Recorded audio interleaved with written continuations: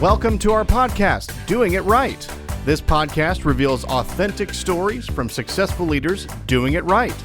It's about their journey to become a leader, their choices, motivations, and lessons. In essence, how they built successful personal brands. Your host is Valerie Sokolosky, author of 8 leadership books and nationally known as an authority on executive presence and personal branding. Let's get started. Here's Valerie. Welcome again to Doing It Right. And before we start, I hope you like my outfit. This is from Betty Ryder Boutique at Plaza Center at Preston Center. The Plaza at Preston Center, actually. And when you go through her red door, you will find incredible European designs of nowhere else in the city of Dallas. So check it out, will you? All right, let's get started for the today. This is so fascinating to me. I have been looking for an AI, artificial intelligence, and innovation expert for a year. And all of a sudden, out of the blue, I find my guest today. So let me tell you a little bit about it. I have to read it, frankly, a little bit, because it's so amazing. As the use of artificial intelligence, AI, in governments, in cities, and companies, as that evolves, researchers looking for experts like my guest today to simply assess how technology is going to help predict smart city innovations and impact the future. For example, smart cities, new innovation in intelligence. My goodness, my guest is going to tell you all about a new book that you see behind him called Innovating World 3.0. But before we get started in that, I just have to say, what intrigued me most when I talked with Matthew last week was his curiosity, number one. I think you'd have to be curious, don't you, to do what he does? And his passion for how the digital world and people can kind of interact.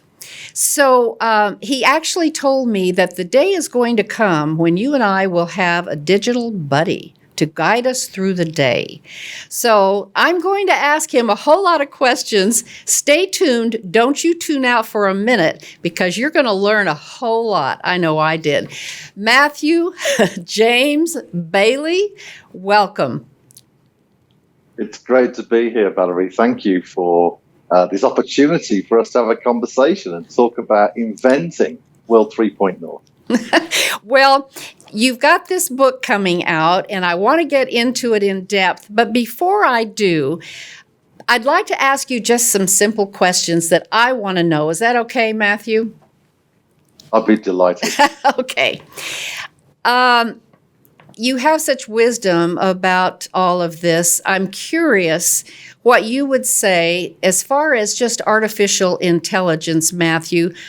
What currently is going on that's really interesting that maybe people like me, the common person, doesn't really know about? As an example, you mentioned that AI is scanning the world for COVID.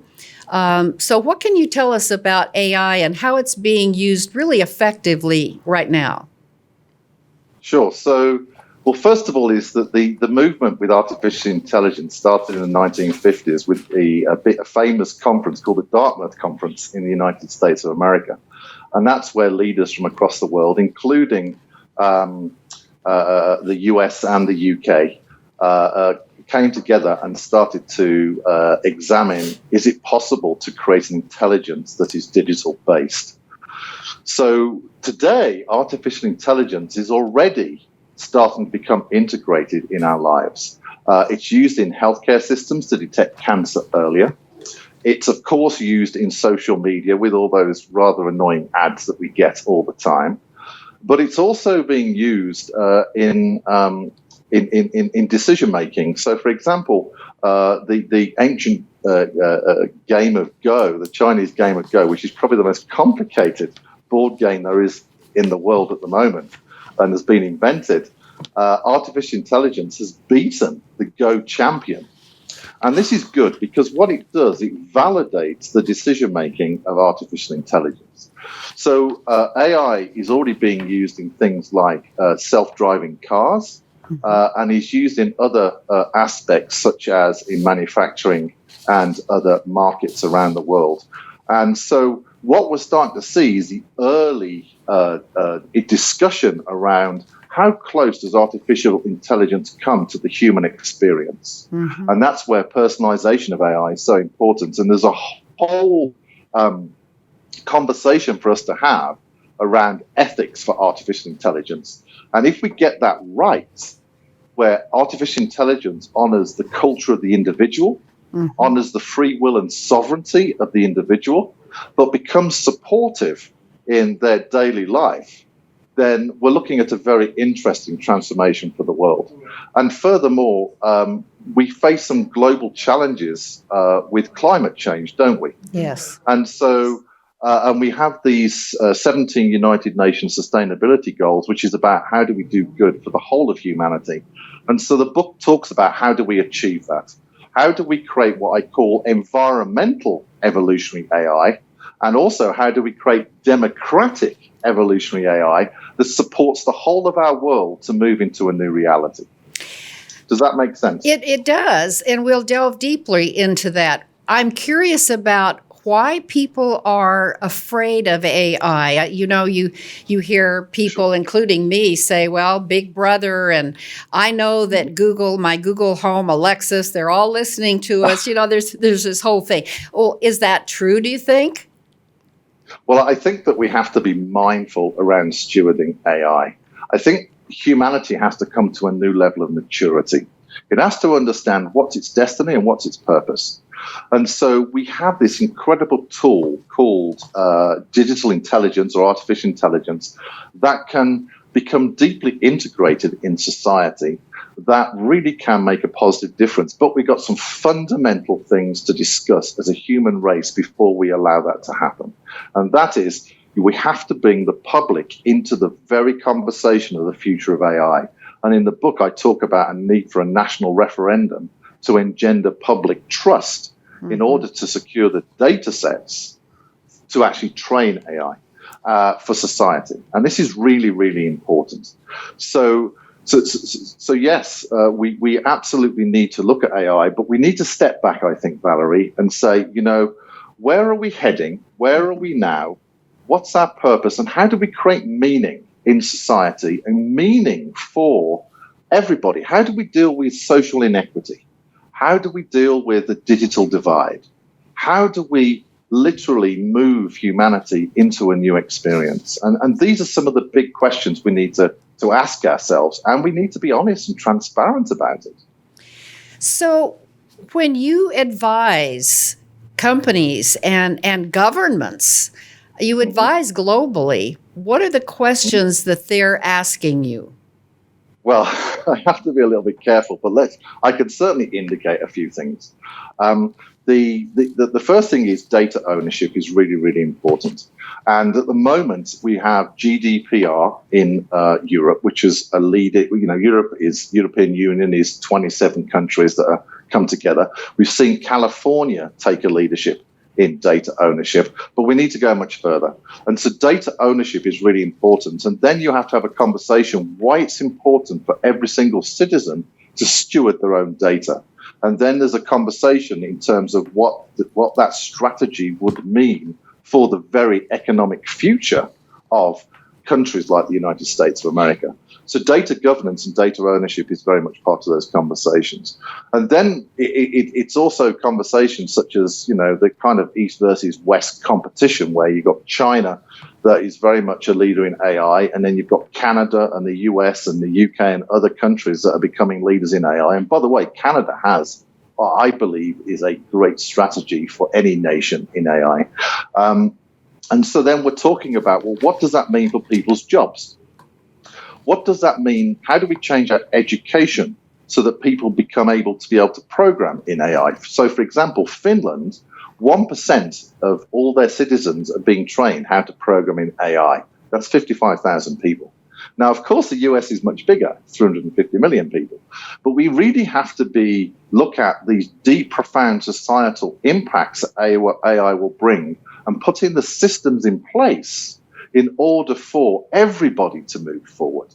And that's why public dialogue and looking at the very very designs of the systems that are in place at the moment that are human-centric and say, listen, if we're to be relevant in the future, we have to really look at how AI is going to participate in society. And what does that mean for commerce, education? What does it mean for finance? What does it mean for housing, stewarding our resources, our transportation systems, our healthcare systems? You kind of get it, right? It's just fascinating to me. And to think that these things are really out there happening. This isn't just pie in the sky. You're the expert. You're telling us people are working on this. You're working on this. Countries are working on this. I want to go to the smart city.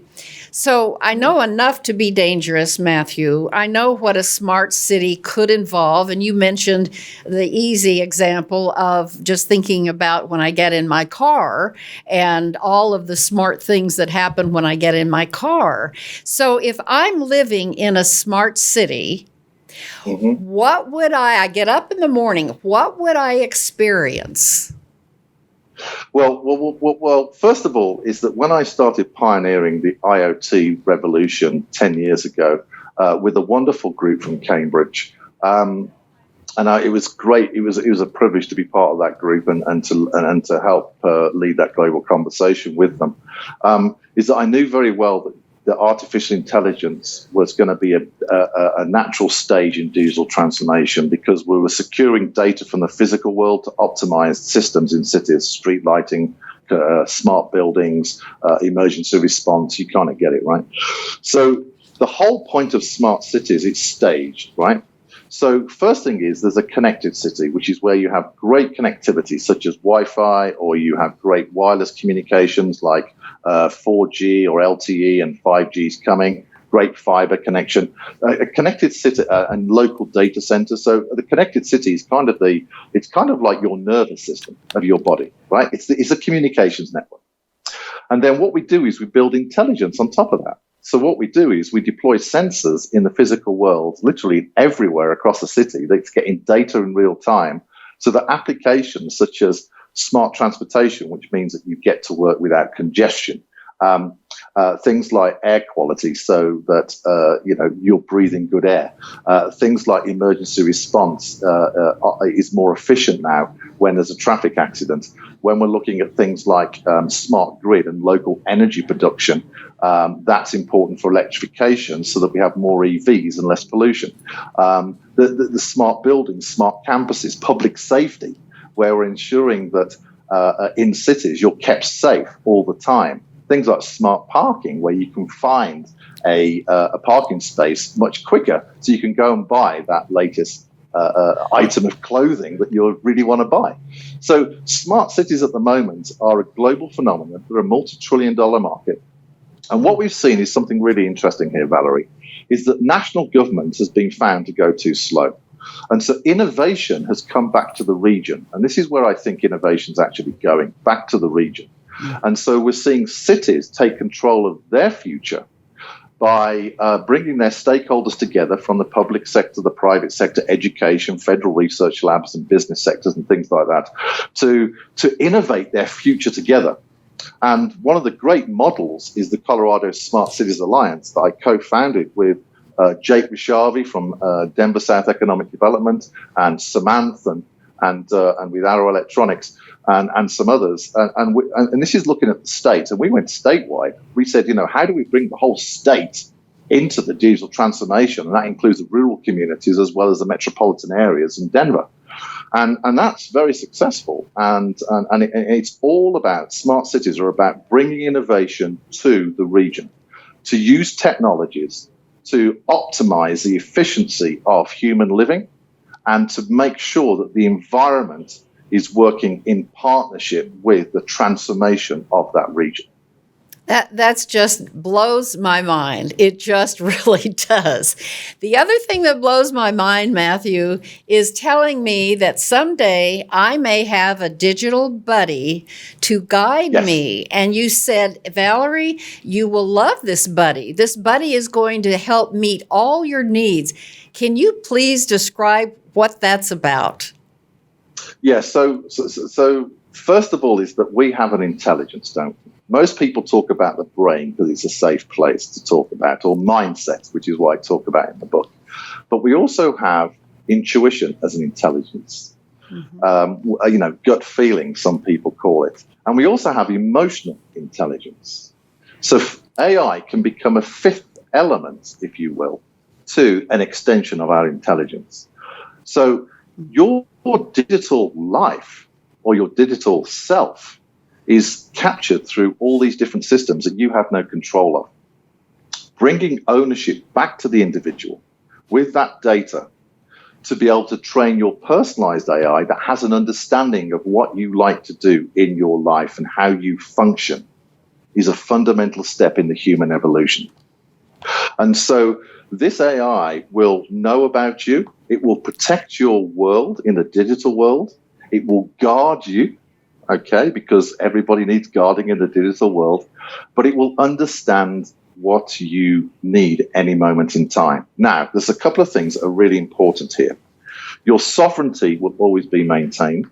It will always be non-intrusive. So imagine an intelligence following you through your home, in your car, through your workplace, in your city, to your stores. This intelligence is always available to you. Now, there's no implants in this, and I think that industry is going the wrong way if it assumes that humanity should be connected to the internet. I think that's a foolish mistake directly through brain implants, although there's many benefits that people like Elon Musk are doing with Neuralink, where they're bringing AI and technology into the human to help people to be able to walk again or see again. And so it's actually improving human life. And that kind of condition that enhances the human physical experience, I think, is very important. But when it comes to our decision of how this fifth intelligence is going to be working with us personally, I think that's a non-intrusive intelligence. And look, this is important because it's about putting the individual at rest. How many times do we spend on our phone looking at Facebook or at emails, right? That takes us out of unrest. If we had a personal buddy or a digital buddy that looked after that for us and only indicated the important things that we were interested in for that day, then that would make really good sense, right? Imagine that you're going through a city and AI is making sure that you're at rest most of the time through making the systems work perfectly for you. That keeps you at rest. When you're at rest, you're less stressed, and therefore you're prone less to disease. But also, you have more freedom to consider who you are, what's the purpose in my life, what do I want to do here during my human experience. And so these are deeper philosophical questions that arise through a digital buddy. And so let's go practical. So your digital buddy could be saying, hey, listen, in about 3,000 miles, your oil needs changing. We know that you're going to visit an individual or a family friend or a social event.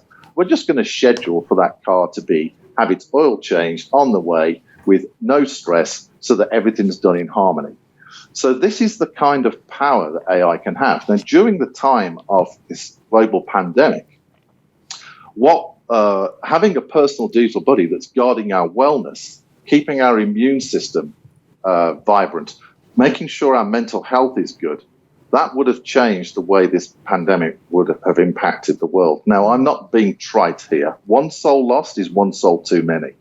However, there is an opportunity for us to move into pandemic-resilient societies, and the book talks about this with this kind of personalized AI that focus on our well-being and our nurturing. That was so much said, and that went so deep. And you are deep. And I love what you said to me, Matthew, when I asked you to come up with sharing the life's lessons that you've already learned. And you mentioned just a moment ago, following our own intuition. One of the things you mentioned was for us as intelligent human beings, we have emotional intelligence, hopefully. And you said, trust that. You said, Valerie, you should pay attention to your intuition and where it's leading us. You even used the word awakening. So just quickly tell us about that trusting our intuition, because I, for one, have learned through the years by not trusting it oh dear, why didn't I? Is it something that we should just be more aware of? How do you trust your intuition? Well, these are great questions, and I want to thank you for asking them. In our schools, we're not talk about intuition, are we? And I think that's a mistake. I think we're missing a human trick in the ability for us to be at the best we can be. Mm-hmm. Intuition and awakening.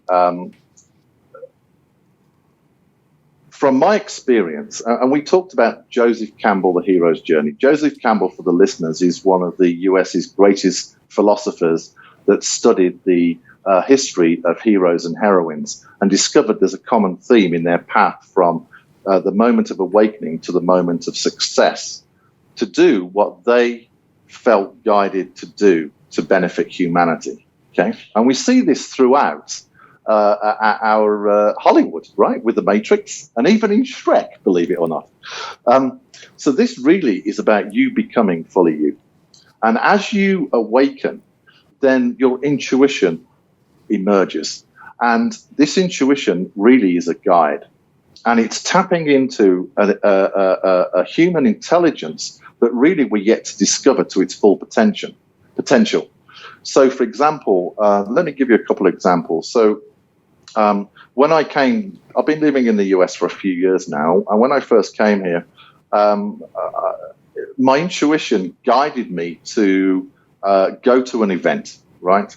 And at that event, I ended up meeting a wonderful individual called Jake Bishavi at Denver South Economic Development Partnership. And as a result of that, we ended up with a wonderful guy that invented voice over IP, Samantha. We found that we were aligned on a vision for innovation for Colorado, which was smart cities. And through that conversation, Smart Cities for Colorado was launched.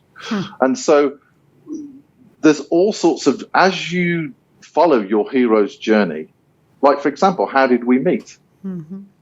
Okay. As soon as you reached out, my intuition said yes, because that's something that I developed over the years. And we're on this wonderful program talking to the all wonderful audience. So intuition, I believe, is an asset that we can access as a human species that can take us into an adventure of our lifetime. Well, I hope that our listeners will pay attention to that because, yes, you're so right. I used my intuition when I found you on LinkedIn, and I'd been looking for, as I said, quite some time. Another thing you said, Matthew, that I found really wonderful, you have a depth of purpose and a deep feeling for people. I'm curious where that came from. What was it like when you grew up as a little boy? Can you tell us a little bit about your family? Sure. So my mother was born during a bombing raid in World War II. Mm. And so I count myself lucky to be part of the human experience. So to my roots, my mother's a wonderful person, of course, because she's my mother. But she is a public champion in the UK for healthcare to the general public, and she's written books about healthcare and things like that, which is wonderful. So there's something, and she's an entrepreneur and very successful, and beat cancer twice, and still travels the UK supporting research for healthcare. So there is something in my lineage from my mother around caring for people. What I've found is through my own personal, if you like, awakening, is that life is far more interesting than what we've been told, and that everybody is here for a human experience. And so how do we support that human experience? Now, my view is much deeper than that and more evolutionary than just the human experience. I'm very passionate around the world thriving. I'm very much passionate around people thriving. And I'm very passionate around having a great partnership with the planet to take us into our destiny, because we have to get that right.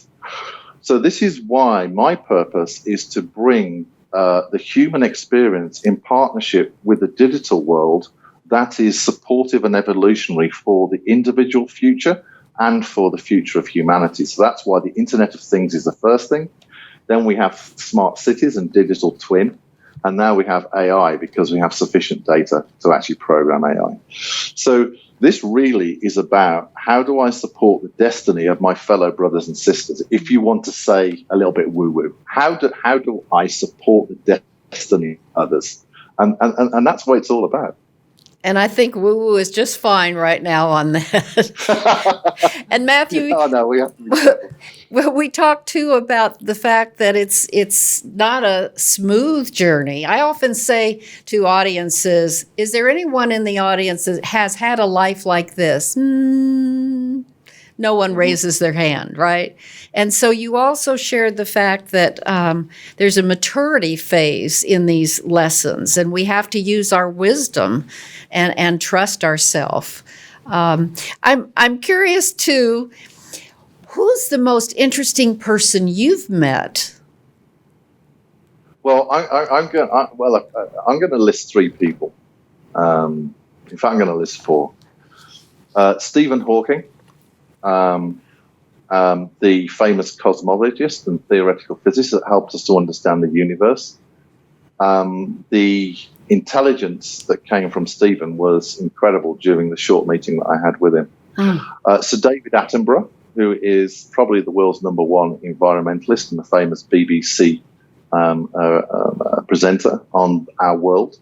And the amount of compassion from that man was just incredible experience.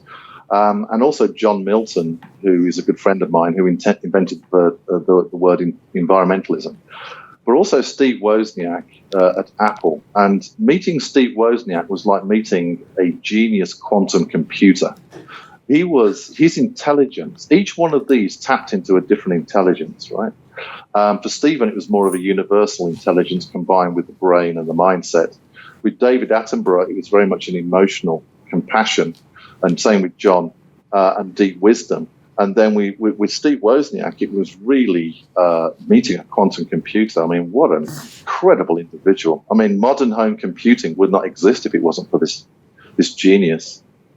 So those are probably the four people that have influenced me. And I've met lots of different people in all sorts of walks of life. And, I'm happy to speak to cab drivers or single moms or janitors or government leaders. I don't mind, because people are just wonderful.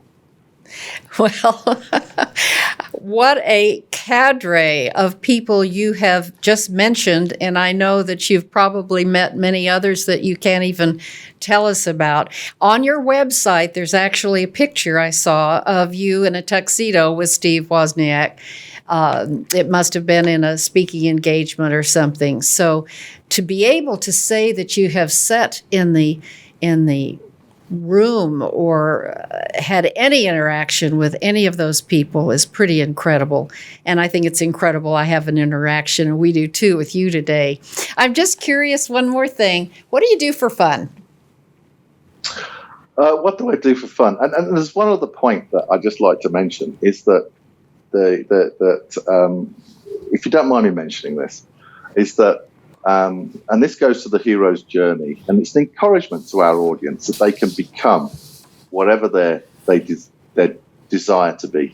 Is that my mum and dad had 3 jobs bringing me up, and I come from I would say a working class background, and I'm proud of that. And yet, through being on my hero's journey, I've sat down with some of the most influential and powerful people in the world, and you can do this too. And it doesn't mean that everybody's here to change the world, but we're all here to do something and to experience something. So I'd encourage people to do that. What I do for fun is that I'm spending a lot of time in the mountains finishing off this book, and we're really close to getting it out to the beta readers, is I enjoy walking in nature.